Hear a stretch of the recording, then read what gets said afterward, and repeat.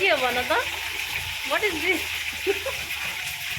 हेर न नबोलेको के हो त्यो मासु फ्राई के फ्राई अरे मटन फ्राई हाउडा बिर्सो चिकन हो त्यो किन ढाँटेको ऊ रुई माछ कतल माछ भन्दैछ लाग्बे लाग्दैन दादा यो कागलाई चाहिँ मासु चोर्नु आउँछ है किन माछौ दामीसँगले फ्राई गर ल वेदर दामी भइरहेको छ त कागलाई पर्खी ल कस्तो दामी हावा चलिरहेको छ देख्न सक्नुहुन्छ शिवाय बेबीले चिकन तार्दै हुनुहुन्छ एकदम त्यस्तो छ है वेदर आजको चिसो चिसो हावा छ कागले उहाँ रुँगिरहेको छ मासु खानु लागि एउटा काम छैन है तिम्रो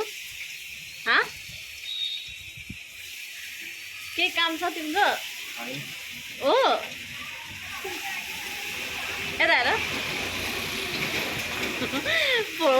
फोनमा त आँखा त ठुल्ठुलो देख्दो रहेछ त नत्र त यता हेर हाँस त हाँस न कस्तो एकदम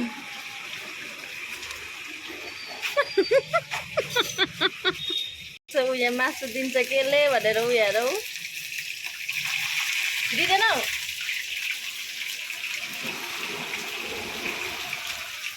ल हाम्रो भ्युवर्सहरूलाई केही भन्न चाहन्छौ बाई बाई भन्छौ कि के भन्छौ भन न ए मान्छेलाई त अहिले म टक्सिङ नै दिन्छु like follow subscribe comment bye यो मासु कुन चाहिँ स्टाइलले फ्राई गर्छ भनेर सोध्नु होला कमेन्ट